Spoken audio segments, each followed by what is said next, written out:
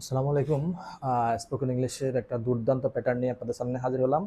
আপনারা জাস্ট এই প্যাটার্ন দিয়ে চাইলে অসংখ্য সেন্টেন্স বানাতে পারবেন, মুখস্থ না করে। একটু খেয়াল করেন। I am suppose to do it, আমার এটা করার কথা। I am suppose to eat rice, আমার ভাত খাওয়ার কথা। He is suppose to go there, তার সেখানে যাওয়ার কথা। Rahim is suppose to see the picture, রহিমের ছবিটা দেখার কথা। We are suppose to read the book, আমাদের বইটা পড়ার কথা। জাস্ট এই একটা প্যাটার্ন দিয়ে চাইলে সাবজেক্ট অনুযায়ী আমরা টু বি ভার্বগুলো চেঞ্জ করব। যেমন আই এর সাথে এম বসে, হি এর সাথে ইজ বসে, রহিমের সাথে ইজ বসে, উই এর সাথে আর বসে। আর এই সাপোজ টু এটা সব জায়গায় থাকবে, ঠিক আছে? সাপোজ টু এটা সব জায়গায় থাকবে। এটার পরে বার সিম্পল একটা বার বসাবো, বেস ফর্ম, বার্বের বেস ফর্ম বসাবো।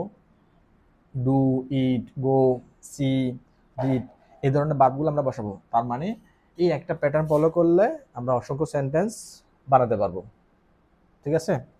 যদি এটা যদি পারেন তাহলে এগুলার ইংরেজি কি হবে আমাকে একটু জানাবেন।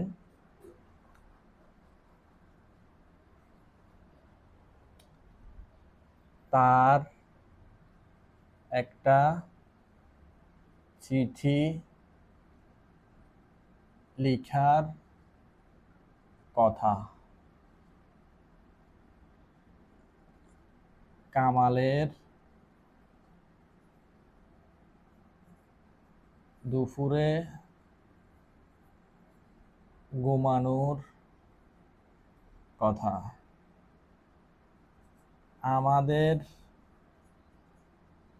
আজকে কলেজে